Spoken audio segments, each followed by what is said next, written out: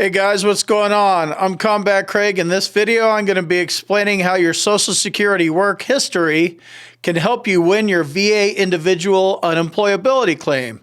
If you have a poor work history like I do, then I would get your Social Security work history.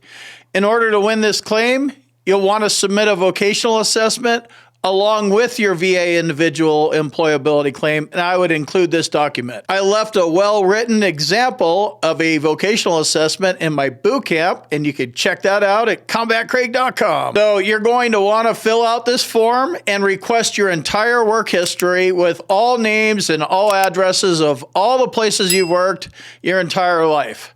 Go to this page right here on Social Security and fill it all out. Like all medical evidence, medical professionals, people you hire along the way, this report costs money.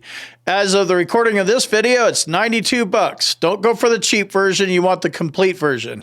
You're going to select your entire work history all the way back to your very first job. In my case, it was when I was locked away in boarding school in 1984, and I'll show you that. This is going to show you your work history and how it hasn't changed that much from when you're an educated teenager throughout the current day. This is good occupational evidence. VA Individual Unemployability claims are all about the occupational impairment, and nothing shows this better than this report. It includes your entire work history, right? Shows you bouncing from job to job, 3 months here, 4 months there. And that's been going on for 3 years. That speaks to occupational impairment. It also shows gaps where you're unemployed because you couldn't get any kind of job at all because of your service-connected disability. So this is a strategy that I think will work for you. I wouldn't do it without a vocational expert on board, but I would get this document and, check it out and see if it'll work for you. It's not going to work for everybody. If you've had a job and a career, yours isn't going to look the same as mine. It probably won't be as strong. And this is kind of one of those things that you just always kind of knew your employment history sucked, which I've known that.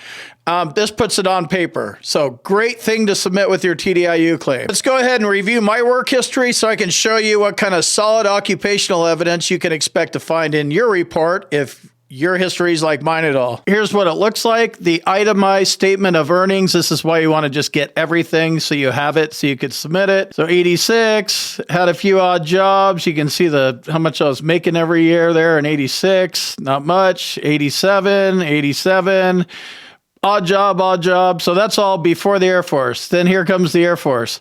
First year, $2,000. Second year, $8,000. Woo! 1990, I made $10,000 because of that hazardous duty pay. Then $7,000 on the fourth year. And then what happened after that? Well, I worked at one place and made $400, and then Broadway stores, right? And some temp service for a couple of years and made a few grand. And I was a messenger and another temp place, FedEx Ground.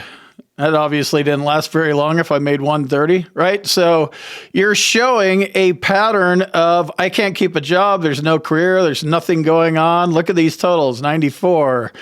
Steak and Ale, waiter, gondola company for a couple of years and made a few $100. Had some other odd jobs here. Aliso Ranch. Acme Skateboards. K Sports was another skateboard wholesaler. Free Shop was a skateboard retailer. So this paints the picture that, there's my before Air Force life where I was a kid, and then in the Air Force, and then my history didn't really change. Didn't really have a career, didn't really ever make any money. Even when I was self-employed, that was probably the best time.